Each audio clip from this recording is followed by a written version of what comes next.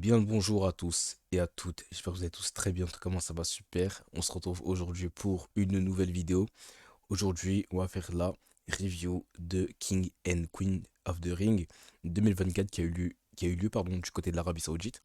Alors, je tiens tout d'abord à m'excuser pour ces 2 semaines, 2, 3 semaines, je crois. Ça fait 3 semaines que je n'ai pas tourné de vidéo depuis même pas depuis, je crois que ça fait un mois je n'ai pas fait de vidéo et je n'ai pas pu faire la vidéo pour Backlash. Alors pour deux raisons. La première, j'avais les examens à côté, je pouvais pas faire de vidéo pendant toute la semaine.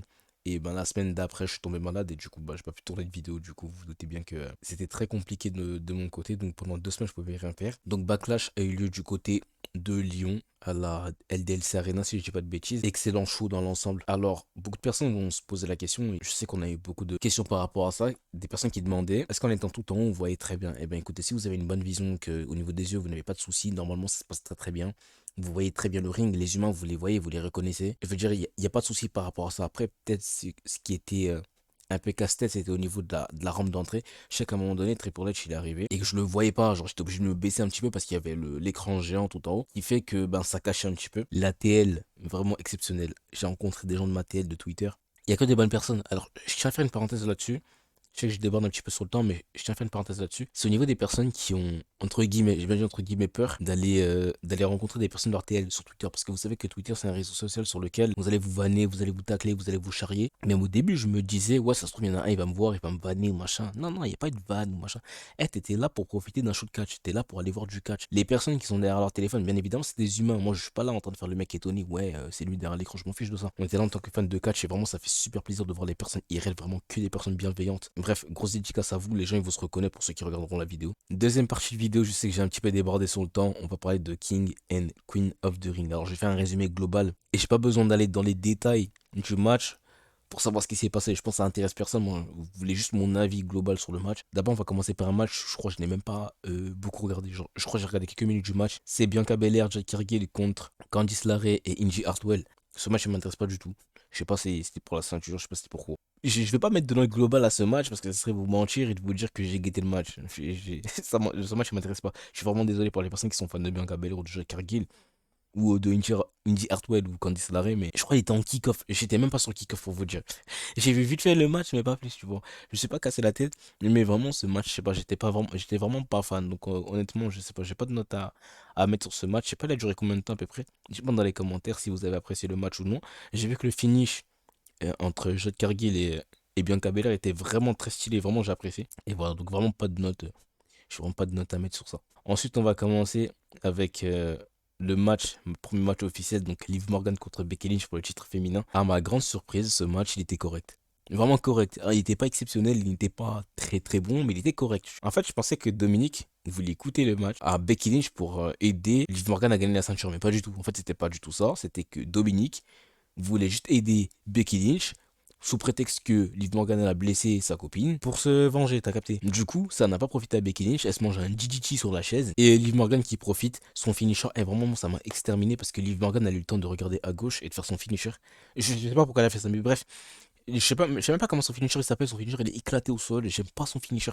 Vraiment change ton finisher ma grande. La vérité parce que là vraiment c'est je trouve le finisher je le trouve pas beau, genre en mode elle bondit dans les cordes et te fait un espèce de end of days dans les cordes, bizarre, je sais pas. Moi, j'aime pas du tout. Bref, c'est pas grave. Liv Morgan, nouvelle championne. Bon, je voulais pas forcément qu'elle gagne, je voulais que Becky Lynch la conserve un petit peu. Pour le match de Liv Morgan, je vais mettre une note de 6,5. Le match était pas mal, hein, 6,5, c'est pas mal. Match pour le titre intercontinental entre Chad Gable, Sami Zayn, champion intercontinental, et Bronson Reed. Vraiment les trois, vraiment merci. Et Chad Gable, il a mis une tarte à Otis. Si je crois Otis il lui devait de l'argent, un truc comme ça. Il lui a mis une vraie baffe. Otis, lui, il s'est pas retenu. Il lui a mis une lariat. Il a failli lui tuer. Et vraiment exceptionnel ce match, vraiment trop bien. Il y a tout qui allait. Il y a tout qui allait. Tu vois, j'aime ce genre de match. Genre, les trois, ils sont impliqués dans la perf. Même les matchs pour le titre intercontinental, c'est une dinguerie. Mais depuis WrestleMania 39, c'est fou. Les matchs pour le titre intercontinental, vraiment, j'aime beaucoup. Genre, tu vois, le titre, pour une fois, il a de la valeur. Enfin, pour une fois, il a de la valeur, il a toujours eu de la valeur. Mais c'est juste que au niveau des matchs, à l'époque, c'était pas trop ça. Mais maintenant, les matchs pour le titre intercontinental, et merci Gunther, et merci Sami Zayn aussi, les deux derniers champions, vraiment, c'est vraiment dingue. ce qu'ils sont en train de faire avec le titre intercontinental, vraiment, j'aime beaucoup, je kiffe, il n'y a rien à dire là-dessus. Note du match, vous allez peut-être être surpris, je vais mettre 8,5. Match suivant, si je dis pas de bêtises, c'était je pas dire son nom. Lyra Valkyria contre Nia Jax, je veux dire Lyra. Donc Lyra contre Nia Jax, si je vous dis la vérité, ce match était vraiment bon. En fait, sur la carte, je vous dis d'office, il n'y avait pas de mauvais match. Peut-être le kick-off là que j'ai pas regardé, mais sur la carte, il n'y avait pas de mauvais match. Il y avait que des bons matchs. Pas très très bons, pas tous, mais c'était un bon match. J'ai bien aimé Nia Jax depuis maintenant, depuis son retour, vraiment, ça c'est Nia Jax qu'on aime, tu vois. Et bonne perf, etc. Et y a rien à dire, tu vois. Elle fait son taf. Elle a hâte de blesser des gens comme une brute, là, quand elle faisait avant. L'aira qui lâche une bonne performance, comme d'habitude, rien à dire là-dessus.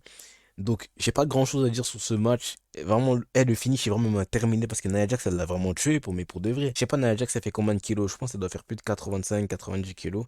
Mais vraiment, elle l'a tué, mais pour de vrai. Genre, t'imagines quelqu'un de 90 kilos, il s'assoit sur ta cage thoracique. Mais en fait, pour de vrai, mais normalement, tu meurs. En fait, t'as vu le finish, comment il s'est passé? Si Nia Jax, elle s'était ratée, elle s'était assise sur la tête de Lyra. Oubliez la suite. Et tu vois, ce genre de PLE où t'as des cartes. Genre, pas. Sur la carte, c'est pas très intéressant ce qu'il y a. Mais au niveau de la qualité des matchs, bah, la qualité des matchs, elle est là. C'est beau, c'est correct, c'est propre, c'est professionnel. Il n'y a rien à dire. En fait, je préfère largement une carte comme on a vu à King and Queen of the Ring avec des superstars pas très, entre guillemets, hypantes ou une carte pas très hypante et des très bons matchs plutôt que des gros sets d'affiches. T'as des catcheurs mais vraiment très haut gradés et avoir des vieux matchs. Pour la note de ce match entre Lyra et Nia Jax, je vais mettre, je sais pas, je vais mettre 6. Il n'y a pas eu de spot exceptionnel ou machin, donc encore une fois, tu vas pas avoir des spots exceptionnels à tous les matchs. Nia Jax qui remporte la couronne de Queen of the Ring et qui va affronter, je crois, la championne à SummerSlam. Alors, je crois que Nia Jax, elle est à Raw. Ça veut dire elle va prendre, ça veut dire elle va aller chercher la championne qui sera présente à SummerSlam que Liv Morgan ou une autre si elle prend la ceinture entre temps. On passe à l'avant-dernier match de cette review, Randy Orton contre Gunther. Alors, encore une fois, je vais pas aller dans les détails parce que c'est vrai que depuis le début, je parle de performance, etc. Ce match entre Randy Orton et Gunther, je vous dirais, je vais vous donner ma note directement. Honnêtement, je vais mettre 8,5. Le finish. Alors, c'est vrai que le finish comme ça, les finishes, tu te mets dans la tête, tu te dis, mais attends, il y a un problème. Orton, il n'a pas les deux épaules au sol. C'est sûr, il y a un truc qui va se passer soit entre Cody Rhodes et Randy Orton, soit entre Gunther et Randy Orton. C'est vrai que le finish, je sais pas, j'ai pas trop aimé. Moi, j'aime pas ce genre de finish, j'ai jamais aimé ce genre de finish. C'était les Usos contre les Street Profits, c'était à Money in the Bank, je crois que c'était il y a 2 ans. C'était à Money in the Bank 2022, si je dis pas de bêtises, où t'as pas Montesford, je crois, ou je sais plus, c'est Angelo Dawkins. Un des deux, il n'a pas les deux épaules au sol. Je crois que c'est Angelo, il n'a pas les deux épaules au sol. Ça veut dire que t'as un finish un peu controversé comme ça. Faut une suite, mais entre les Street Profits et les Usos, je crois qu'il n'y a pas eu de suite. Maintenant, si vous voulez mon avis, les finishes comme ça, j'aime pas. J'aime pas et soit tu fais une suite et vas-y, je dis rien, soit il n'y a pas de suite et ton finish il a servi à rien. En fait, tu peux pas savoir s'il n'y a pas de suite, c'est peut-être ton finish il a été botché. Parce que l'arbitre il voit pas tout, tu vois. Il va pas mettre sa main et compter dans un momentum comme on l'a eu, tu vois. Vraiment, les finishes comme ça, genre t'es dans un match, tu te dis, il faut forcément que ça se finisse soit sur un RKO, soit sur un powerbomb, soit sur un finish sorti de nulle part, je sais pas. Le match il était excellent, il était très beau, excellent, rien à dire. Les deux sur un ring. C'est vrai qu'il y en a beaucoup qui se posaient des questions au niveau de leur compatibilité sur un ring, au niveau de leur alchimie, mais il y avait rien à dire là, ils ont répondu présent et c'est deux styles de catch différents et vraiment moi j'ai rien à dire là-dessus, j'ai pas plus de choses à ajouter ou quoi que ce soit. Donc encore une fois 8,5 je crois que j'ai dit. Et on va passer au gros poisson qui va être pour le titre indisputé de la WWE, Cody Rhodes contre Logan Paul. Alors ce match, je sais pas il a duré combien de temps, c'est vrai que ça je parle jamais du temps lors des matchs. Par exemple, t'avais, je crois, Gunther, ben, le match que j'ai parlé il y a quelques secondes. C'était Gunther contre Randy Orton. Je sais plus le match, je crois qu'il a duré peut-être 20 minutes, un truc comme ça. Et tu vois ce genre de match-là, par exemple, Logan Paul et Cody Rhodes, deux personnes qui sont vraiment bons in-ring. Lorsque tu leur laisses le temps, lorsque tu leur laisses 20 minutes, et ça, je vais en parler aussi à la fin du match, à la fin de la review. Lorsque tu as 5 matchs, par exemple, sur la carte comme ça, le show, il va peut-être durer 2h30, 3h. Ça laisse, et tu peux laisser 20-30 minutes à des catcheurs de haut calibre comme Cody Rhodes et Logan Paul. J'ai vu une stat qui disait que Logan Paul c'est son 13e match à la WWE. Après à vous de me dire, mais Logan Paul, je n'ai pas vu un seul mauvais match de sa part. En fait, Logan Paul, je l'ai déjà dit dans ma vidéo précédente lorsque je parlais de WrestleMania. Ce gars-là, ok, peut-être son passé de vidéaste, son passé de youtubeur, son passé de streamer, il me plaît à personne. Mais il faut dire ce qu'il est, il est professionnel, il fait son taf. Au niveau des matchs, il n'a aucun mauvais match. Il a combattu beaucoup de catcheurs. Il a combattu Roman Reigns, il a combattu Seth Rollins, Cody Rhodes, il a combattu qui d'autre, je crois, il a combattu Randy Orton, Kevin Owens. Que des bons matchs. Cody Rhodes, encore une fois, bonne performance de la part du champion indisputé. Donc là, je crois, il a deux défenses ou trois défenses de titre, si je dis pas de bêtises. Je crois qu'il avait une défense contre Carmelo Hayes à SmackDown. Si je dis pas de bêtises, hein, je me rappelle plus. Il a une défense contre AJ Styles, il a une défense cette fois-ci contre Logan Paul. Donc là, ça fait trois défenses de titre, ça fait trois bons matchs. Là, on verra à Clash de Castle, soit il sera là, soit il ne sera pas là. Et voilà, vraiment rien à dire sur les deux.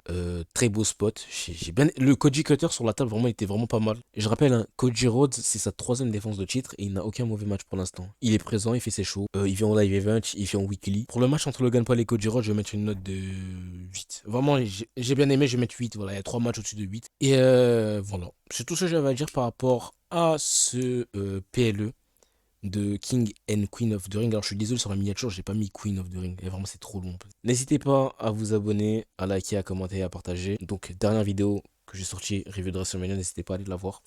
Mangez bien, dormez bien, reposez-vous bien, la famille, la santé avant tout. Sur ce, ciao tout le monde, bisous à la prochaine et salut.